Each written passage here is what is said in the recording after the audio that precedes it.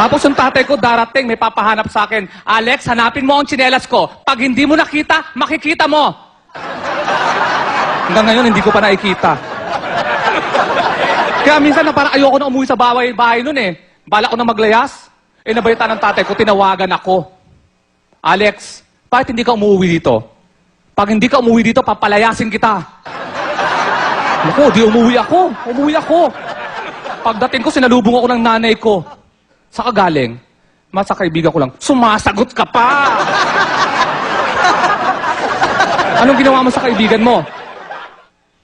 Anong ginawa mo? Hindi ka makasagot, nagda-drugs ka! Siyempre po, matpas na po ako, masakit na po eh! Sabi ng nanay ko, halika dito, kakausapin pa kita, hindi pa ako tapos! Halika dito! Siyempre, masunurin ako, lumapit ako, lalapit ka, lalabang ka, ha?